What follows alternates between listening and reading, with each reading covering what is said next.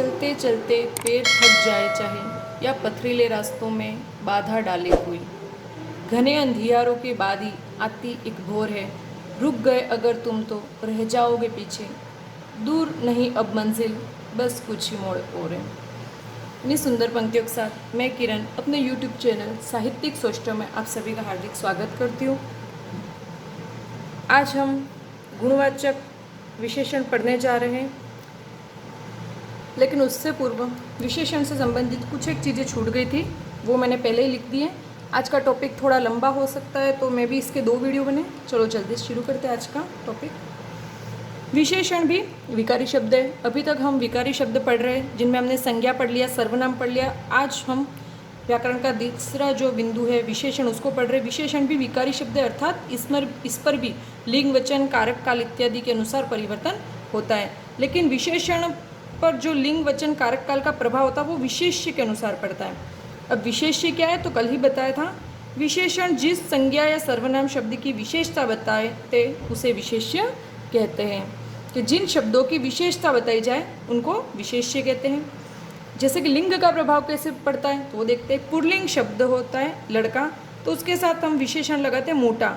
लेकिन वही स्त्रीलिंग शब्द लड़की होगा तो उसके साथ हो जाएगा मोटी। तो मोटा, मोटी विशेषण शब्दों में बदलाव आया। किसके आधार पर?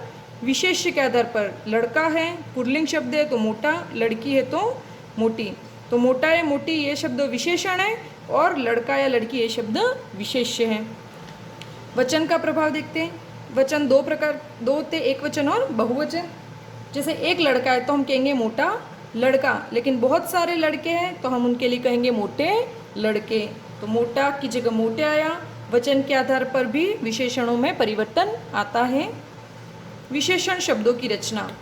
अब ये जो विशेषण शब्द है वो कुछ तो ऐसे जो मूल होते हैं, लेकिन कुछ दूसरे शब्दों से निर्मित होते हैं। अब वो कौन कौन से मूल हैं और कौन कौन से निर्मित है वो हम देखने जा रहे हैं। कुछ विशेषण मूल होते हैं तथा कुछ विशेषण नए बनाए जाते हैं। अब जो नए विशेषण बनाए जाते हैं वो किनसे बनाए जाते हैं? संज्ञा शब्दों से, सर्वनाम शब्दों से, क्रिया से तथा अव्यय से बनाए जाते हैं। कुछ विशेषण शब्दों से संज्ञा शब्द बनते हैं और कुछ संज्ञा शब्दों से विशेषण शब्द बनते हैं। उन दोनों को हम आज के टॉपिक में देखेंगे।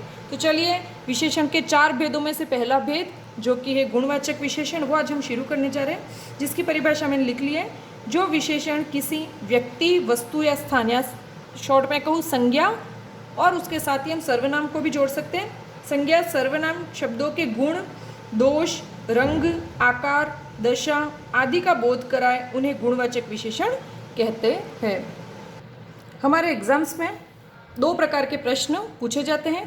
पहला है, किस वाक्य में स्थान बोधक गुणवाचक विशेषण है?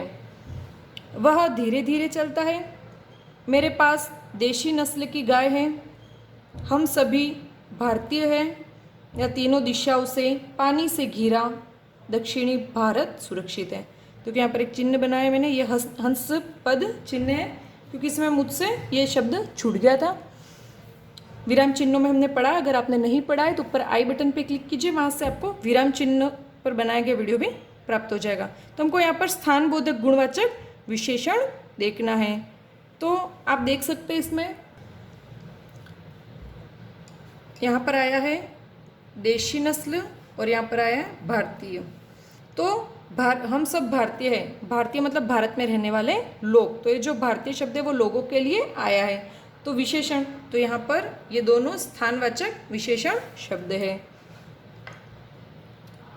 ये जो दक्षिण है वो दिशा बोधक है, ठीक है। वह लड़की बहुत सुंदर है, उसकी सुंदरता देख मैं अवाक रह गया। विशेषण शब्द है। लड़की, सुंदर, सुंदरता या बहुत, तो इसमें से जो सुंदर शब्द है वो हमारे विशेषण है, जबकि सुंदरता यह भाववाचक संज्ञा है। सुंदर शब्द से बना हुआ सुंदरता भाववाचक संज्ञा है। गुणवाचक जो विशेषण है उसको बहुत सारे भागों में बांटा है, जिसके माध्यम से हम पढ़ेंगे। सबसे पहला है गुणबोधक विशेषण। गुणवाचक विशेषण में सिर्फ गुणों की बात नहीं करेंगे अपन। गुण का मतलब यहाँ पर बहुत वृहद स्तर पे, जिसमें सारी अच्छाइयाँ, सारी बुराइयाँ, सारे आकार, प्रकार, रंग, रूप, सारी चीज़ें इसमें सम्मिलित होंगे। तो उनको एक एक करके हम पढ़ना शुरू करते हैं। सबसे पहले गुणवाचक, गुणबोधक जो शब्द है उन शब्दों को हम लिख देते हैं। सुंदर, सुशील, इसमें हम सारे गुणों की बात करेंगे। सदाचारी, वीर, शिष्ट, नम्र, विनीत, दानी, फिर अब क्या जाएगा, चालाक, सरल, शूर, चतुर,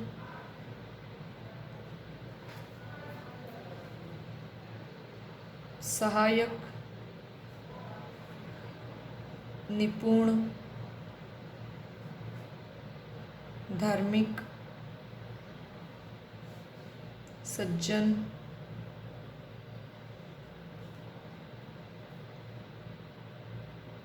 अच्छा, भला, नेक, समझदार, खुश मिजाज। जैसे आप देख सकते हो, अच्छा, भला, नेक, तो अच्छा में ई लगाकर अच्छाई, भलाई, इस प्रकार कुछ विशेषण शब्दों से भी हम क्या बना सकते हैं, संज्ञा शब्द।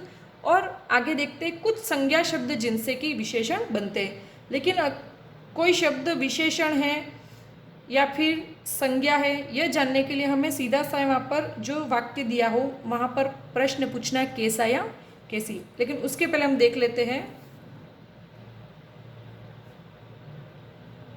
संज्ञा शब्दों से निर्मित विशेषण। ऐसे कौन से विशेषण शब्द हैं जो कि मूलतः संज्ञा शब्द से बने हुए हैं। तो एक तरफ तो हम लिख देते हैं संज्ञा शब्द और उनसे निर्मित विशेषण शब्द। तो आप सबने सुना होगा बुद्धि,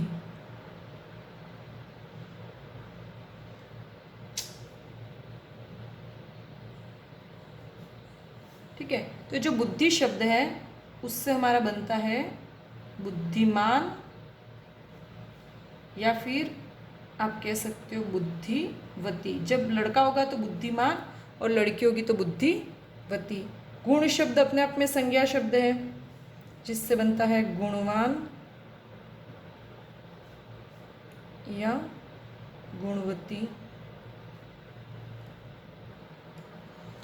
बुद्धि से बना बुद्धिमान या बुद्धिवती विशेषण शब्द।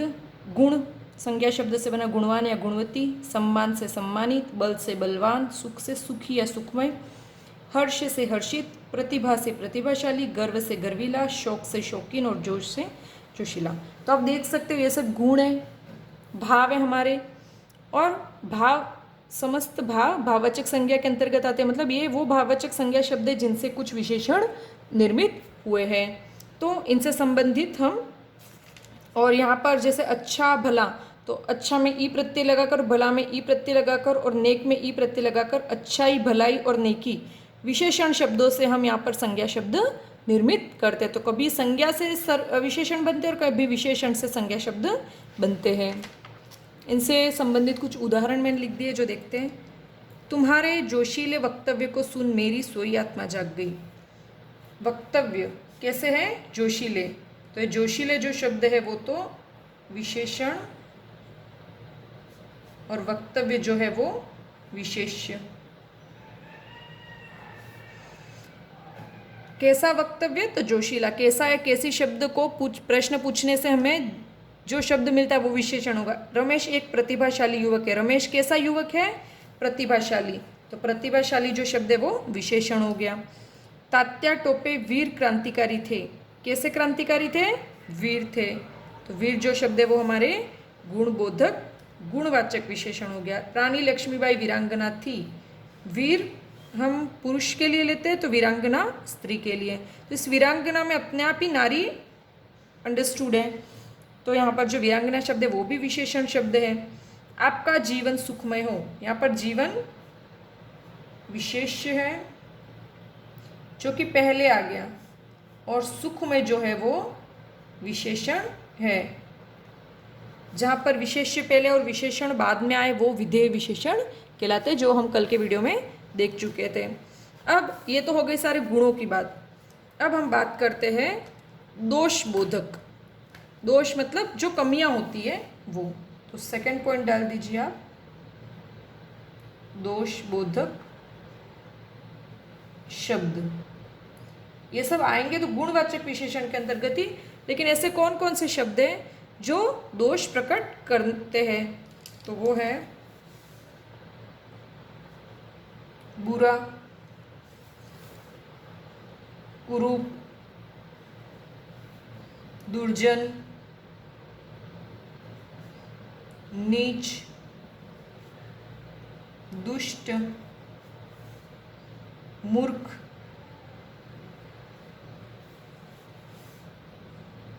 आलसी, पतित,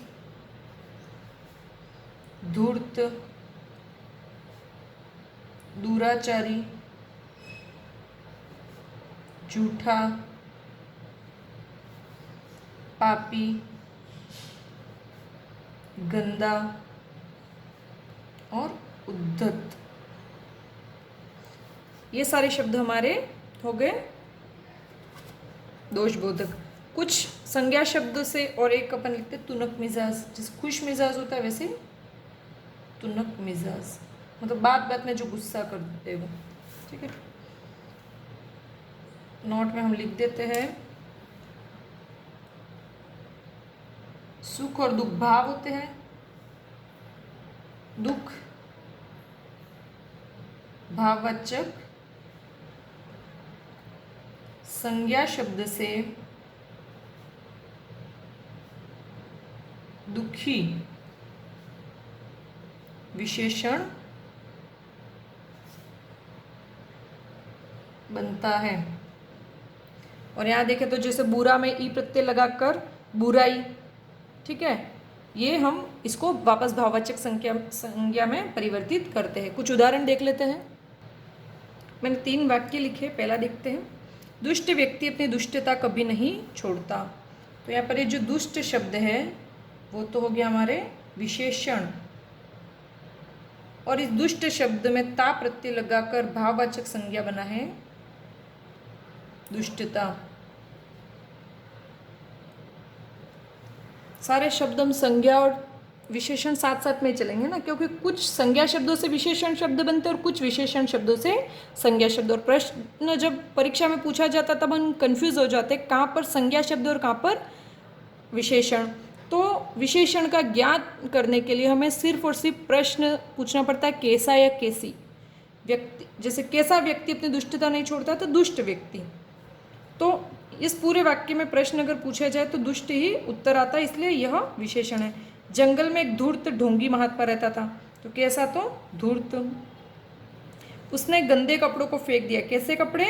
गंदे कपड़े। तो कपड़ों के लिए गंदे आया, महात्मा के लिए, ढोंगी महात्मा के लिए आया धूर्त, और व्यक्ति के लिए आया दुष्ट। तो ये सारे इनकी विशेषता प्रकट करने के कारण विशेषण कहलाएंगे। अब हम देखते हैं हमारा तीसरा उपभेद जो है रंग बोधक।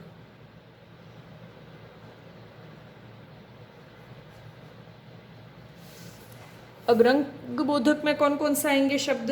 तो रंग बोधक शब्द वो देख लेते हैं हम पहले। सफेद, काला, हरा, पीला, सतरंगी, बहुरंगी, रंग बिरंगा। सारे रंगों के नाम इसमें हम ले सकते हैं। नोट में हम कुछ शब्द लिख देते हैं। कुछ विशेषण शब्द जिनसे कि भाववाचक या संज्ञा शब्द बने हैं। तो एक साइड तो हम लिख देते हैं विशेषण शब्द और उनसे निर्मित संज्ञा शब्द।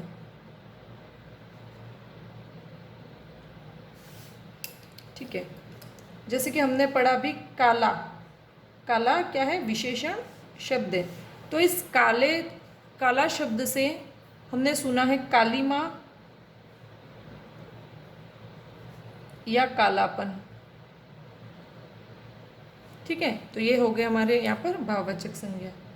सफेद विशेषण से बना सफेदी। और सबसे महत्वपूर्ण हरा। ठीक है, हरा से बनता है हमारे हरियाली, या फिर को आप हरितिमा। तो हरियाली या हरितिमा शब्द तो भाववाचक संज्ञा के अंतर्गत आता है, लेकिन हरा जो है वो विशेषण शब्द है। हरा विशेषण शब्द से हरियाली संज्ञा शब्द निर्मित है। कुछ वाक्य देख, कुछ वाक्य लिख दिए। हमारे खेतों में रंग बिरंगी चिड़िया आती है। चिड़िया कैसी है? रंग बिरंगी। यहाँ पे चिड़िया के ऊपर मैंने चंद्रबिंदी लगाई है, मतलब यहाँ पर बहुवचन रूप है इसके। ठीक है, डॉक्टर सफ़ेद कोट व वकील काला कोट पहनता है। कैसा कोट? सफ़ेद और काला। ये रंगबोधक गुणवाचक विशेषण है। मेरा गांव हरा भरा प्रदेश है। कैसा प्रदेश है? हरा भरा। अगला देखते हम कालबोधक।